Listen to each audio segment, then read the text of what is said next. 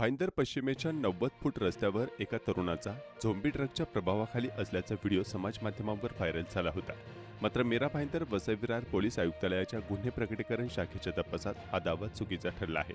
तपासात समोर आले की मजुरीचं काम करणारा समीर राजेंद्र रावल वय वर्ष 22 हा मूळचा नेपाळचा रहिवासी आहे। हा तरुण प्रेगाबालिन या औषधाच्या अतिसेवनामुळे असामान्य अवस्थेत दिसत होता। 13 एप्रिल रोजी त्याने मीरा रोडच्या एका मेडिकल दुकानातून डॉक्टरांच्या चिठ्ठीशिवाय गोळ्या विकत घेऊन एकाच वेळी 5 गोळ्या घेतल्या। त्यामुळे त्याला चक्कर येऊन तो रस्त्यामध्ये स्तब्ध उभा राहिला होता। 17 एप्रिल रोजी पोलिसांनी त्याला ताब्यात घेतले। या प्रकरणाचा कोणताही अंमली पदार्थाशी संबंध नसल्याचे स्पष्ट झाले आहे। तसेच विना प्रिस्क्रिप्शन औषधे विकणाऱ्या मेडिकलवर कारवाई होणार असल्याचे पोलिसांनी सांगितले। नागरिकांनी अप्रमाणित व्हिडिओवर विश्वास न ठेवण्याचे आवाहनही करण्यात आले आहे। मात्र दुसरा व्हिडिओ जो तरुण खाली वाकला आहे त्या तरुणाची ओळख अजून पटलेली नाही।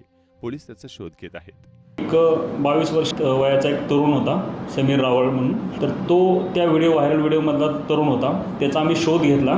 त्याच्याकडे केलेल्या तपासामध्ये असं दिसून आलं की तो 2 महिन्यापूर्वी नेपाळ इथून भाईंदरमध्ये आला होता आणि त्याला नेपाळमध्ये असल्यापासून एक प्रेगाबॅलिन म्हणून एक न्यूरोपॅथिक टॅबलेट्स येतात। तर नशे करतात त्या टॅबलेट्स खाण्याचे त्याला व्यसन होतं। तो इथं भाईंदरमध्ये आल्यानंतर त्या गोळ्या कुठे मिळतात काय तसे त्याने शोध घेत होता। त्या दरम्यान त्याला भाईंदर पूर्वमध्ये एका मेडिकलमध्ये त्याला विदाउट प्रिस्क्रिप्शन या गोळ्या मिळत असल्याचं समजलं। तो जो तरुण आहे रावळ त्याने ओव्हरडोस घेतला होता।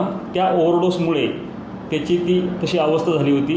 तो जो झोंबी ड्रग या नावाने जो ह्याचा प्रचार झाला होता, अपप्रचार झाला होता, तर तसं काही नसून ते एक प्रेगाबॅलिन टॅबलेट नावाची जी गोळी होती त्याचा ओव्हरडोस त्या तरुणाने केल्यामुळे त्याची तशी अवस्था झाल्याचं आमच्या चौकशीमध्ये समोर आलेलं आहे।